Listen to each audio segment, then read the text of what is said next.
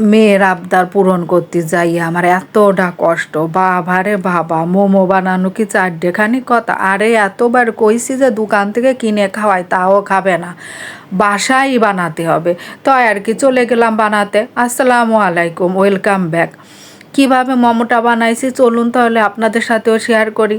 3 cup ময়দা নিছি, ময়দার মধ্যে পরিমাণ মতো একটু লবণ দিয়ে ময়দাটা গুঁড়োটা ভালো করে মাখাইছি। তারপরে 3 ভাগের 1 ভাগ কর্নফ্লাওয়ার নিছি। কর্নফ্লাওয়ারটা অবশ্যই নিতে হবে, কর্নফ্লাওয়ারটা নিলে ডোটা অনেক সফট হয়।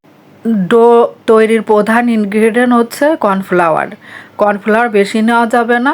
আমি 3 কাপ ময়দা নিছি, এর জন্য 1 কাপেরও একটু কম কর্নফ্লাওয়ার নিছি। আর গরম পানি, অবশ্যই গরম পানি ইউজ করতে হবে ডোতে আর তৈরি করার জন্য। ময়দার মধ্যে আমি গরম পানি দিছি বলে হাত দিতে পারিনি, তাই একটু চামচের সাহায্যে করে নিলাম। পরে তারপরে হাত দিয়ে খুব ভালো করে চটকায় চটকায় মাখায় নিতে হবে, সুন্দর করে একটা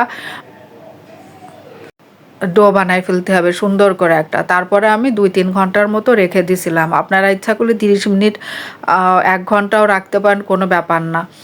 তারপরে আর কি ডোর এবার মোমো তৈরির যে পুরটা আছে সে পুরটা বানাবো। আমি এখন মুরগির মাংস নিছি কিছু, তারপরে মুরগির মাংসের মধ্যে কাঁচামরিচ দিয়ে দিচ্ছি। আমরা ঝাল যেটুকু পছন্দ করে ততটুকু পরিমাণে কাঁচামরিচ নিচ্ছি।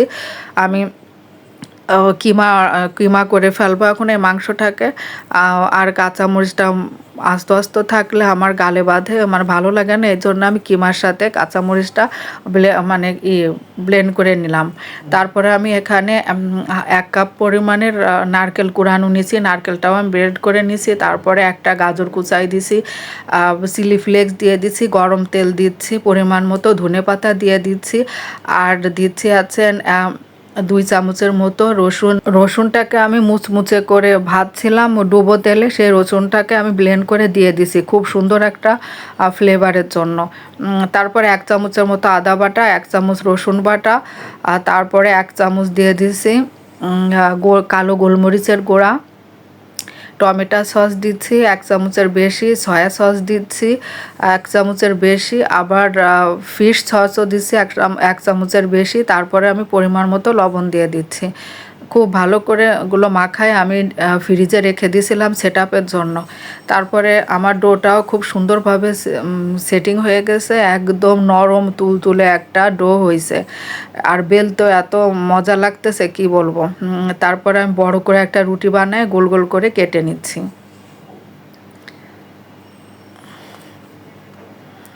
গোল গোল করে কেটে তারপরে মাঝখানে আমি ওই কিমাটা দিয়ে দিব। দিয়ে আমি এইভাবেই ডিজাইনটা আমার খুব সহজ হয় বলে আমি এইভাবেই মানে ডিজাইনটা করেছি। আপনারা ইচ্ছা করলে আপনাদের যেটা পছন্দ সেভাবে আপনারা ডিজাইনটা করে নেবেন। এটা একটু ঝামেলা কম বলে তাইতে আমি এভাবে সহজভাবে এভাবেই করে ফেলি।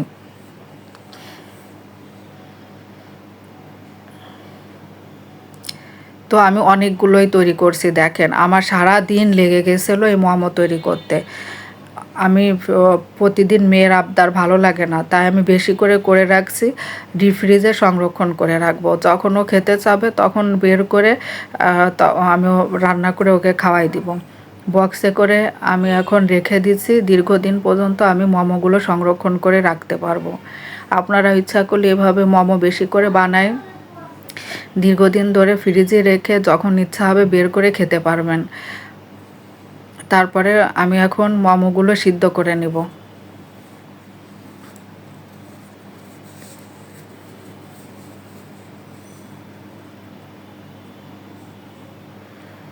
আমার ভিডিও যদি আপনাদের ভালো লেগে থাকে অবশ্যই লাইক, কমেন্ট আর শেয়ার করবেন। আমার পাশে থাকবেন, ইনশাল্লাহ আপনাদের নতুন নতুন রেসিপি দেখানোর জন্য আমি চেষ্টা করব।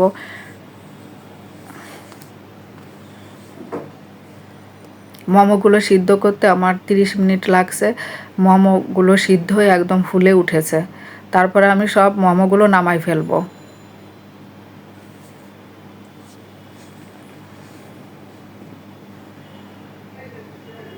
অনেক কষ্ট হয়েছে মোমোগুলো বানাতে, তবে একদিন কষ্ট করে দীর্ঘদিন খেতে পারবেন আপনারা। আমি একদিন কষ্ট করে অনেক দিন ধরেই খেতে পারবো।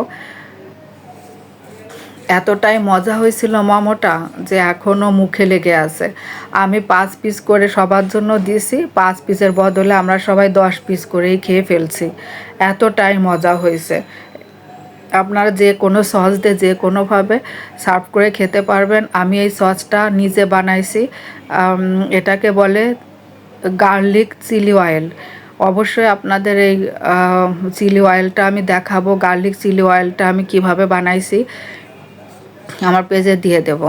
এতক্ষণ ধৈর্য সহকারে আমার ভিডিওটি দেখার জন্য সবাইকে অনেক অনেক ধন্যবাদ। আসসালামু আলাইকুম।